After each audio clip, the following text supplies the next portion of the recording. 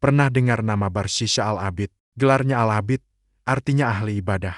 Bukan sembarang gelar, ibadahnya begitu tekun sampai membuat para malaikat takjub. Ia juga seorang guru spiritual yang ulung, konon punya 60.000 murid yang semuanya sakti. Tapi, di tengah kekaguman itu, Allah berfirman kepada para malaikat, "Apa yang membuat kalian begitu kagum padanya? Padahal dalam pandanganku, ia tak ubahnya seperti setan yang terkutuk." Para malaikat pun terkejut. Kisah ini dimulai dari karamah yang dimiliki Barsisha. Ia bisa menyembuhkan orang gila hanya dengan satu sentuhan.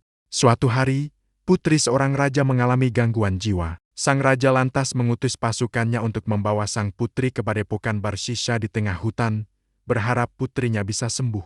Sesampainya di sana, para prajurit meninggalkan sang putri yang sedang sakit bersama Barsisha. Mereka hanya berdua di tengah hutan belantara. Di saat itulah, iblis datang membisikkan godaan. "Wahai Barsisha, lihatlah betapa cantiknya putri raja itu. Nikmatilah dia sekali saja. Toh, dia sedang tidak waras.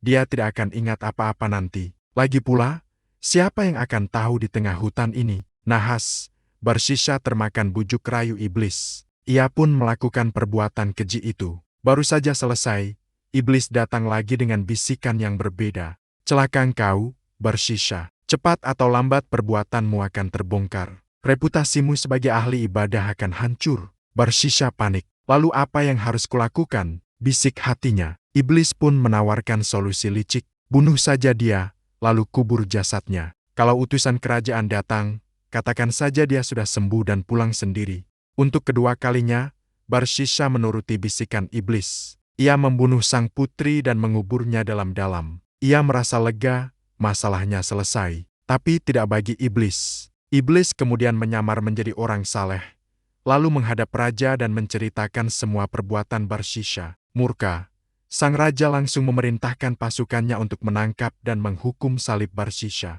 Saat Barsisha tergantung tak berdaya di tiang salib, iblis muncul untuk terakhir kalinya. "Kasihan sekali nasibmu. Aku bisa menolongmu, tapi ada satu syarat," kata iblis. "Apa itu?" "Akan kulakukan asal kau selamatkan aku," jawab Barsisha penuh harap.